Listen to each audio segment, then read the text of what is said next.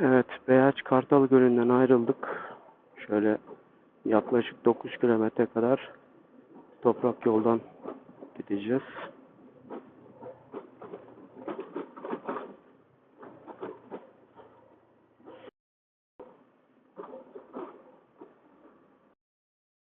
Geceleri çok soğuk oluyor. Yani bu arada kamp yapmayı düşünen insanlar varsa kesinlikle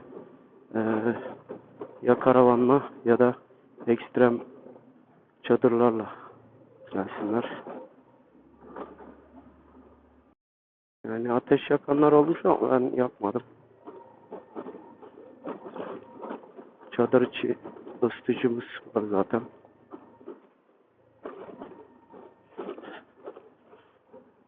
Motorun oynamaya yeri kalmadı.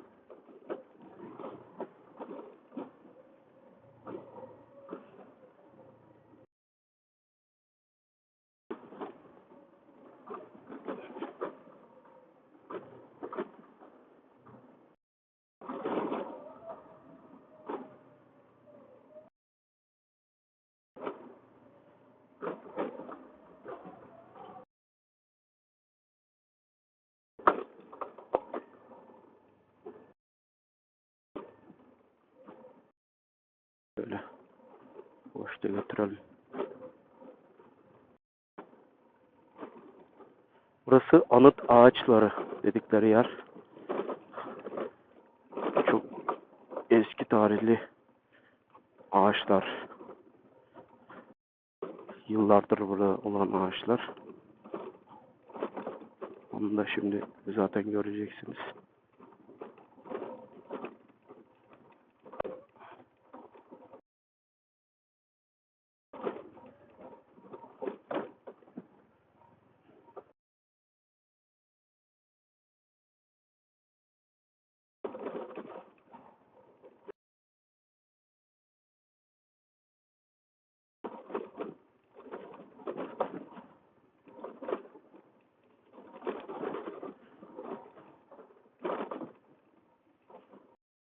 Yani çok aşırı çam türü ve kozalak olduğu için lütfen buraya geldiğinizde ateş yakmamayı ya da yaktığınız ateşi kesinlikle e, söndürüne emin olun. Çünkü çok hemen tutuşabilecek bir durumdalar. Yani şu güzelim canım ormanlarımızı katletmeyelim. Şöyle bir tane ağaç devrilmiş.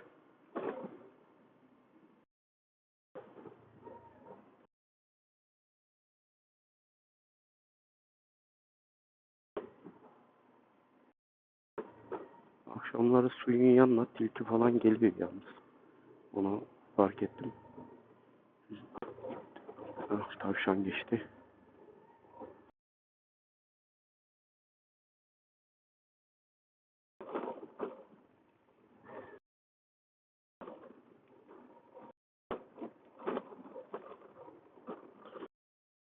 Dün akşam gelirken bir tane tavşanı çarptık. Ama Allah'tan bir şey olmadı.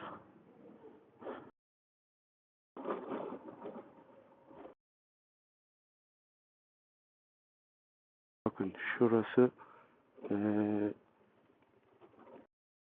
anıt ağaçları dedikleri yerlerden bir tanesi. Şöyle göstereyim size.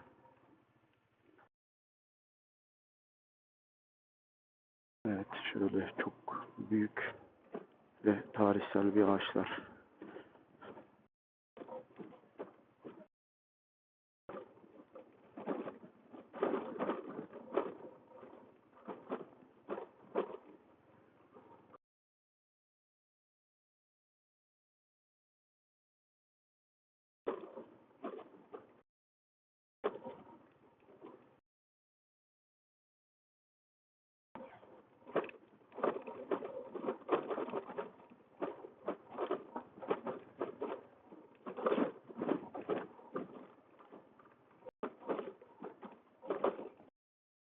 Şimdi Kartal Gölü'nden çıktıktan sonra iki tane yolu var. Biri şu aşağıdan geliyor. Aynı ana yoldan geliyorlar. Biri de Topuklu Yaylası'nın e, levhasını gördüğünüzde sola dönüyorsunuz. O da şu yol. İki tarafı da aynı yere çıkıyor. Bu tarafta sel, yani yolu çok yarıyor.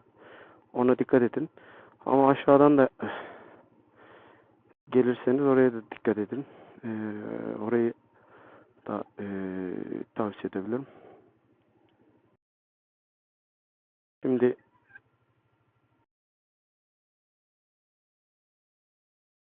Beyaz ormanlarının güzelliği.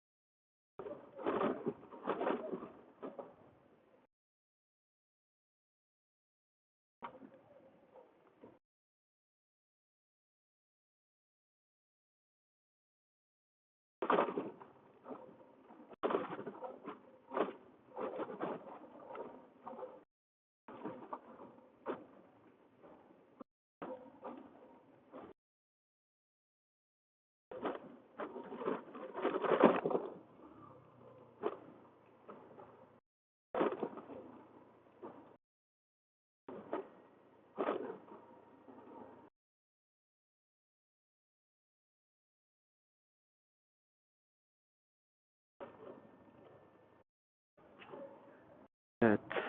Şu ormanların güzelliğine bakar mısınız ya? Evet. Tabii gelirken uçurumlu bir yol olduğu için çok dikkat etmeniz lazım.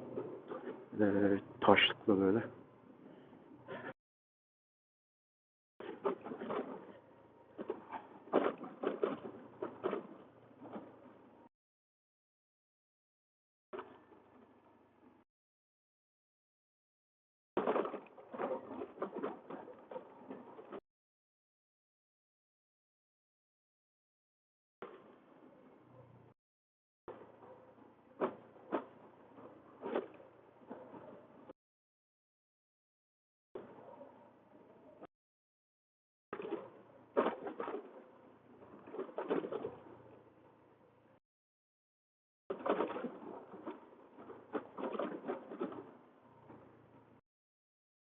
Anlatık Karıçam ormanlarının zaten Karagöl'e aşağıda. Bu Anıt Karıçam ormanları da e, Kartal Gölü'ne gitmeden görüyorsunuz zaten.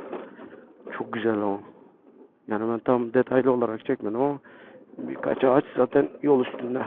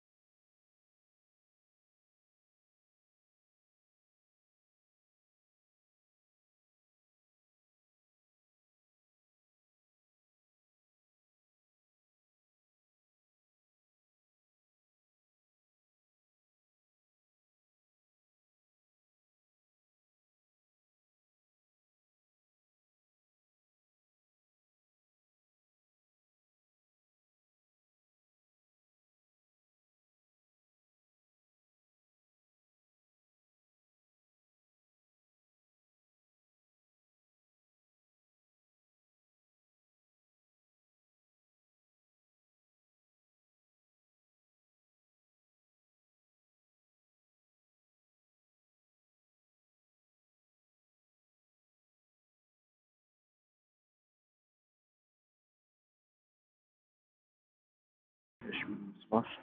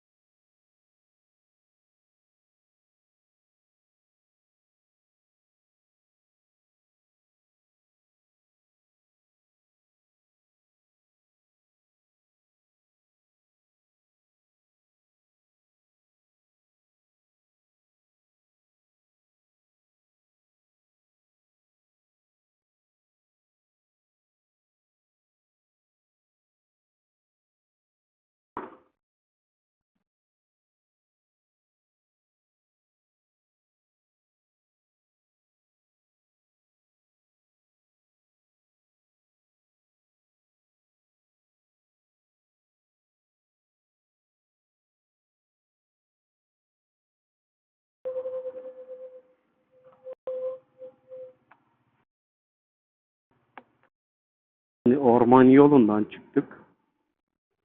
Aşağıya doğru iniyoruz. Derenin etrafından şöyle göstereyim size.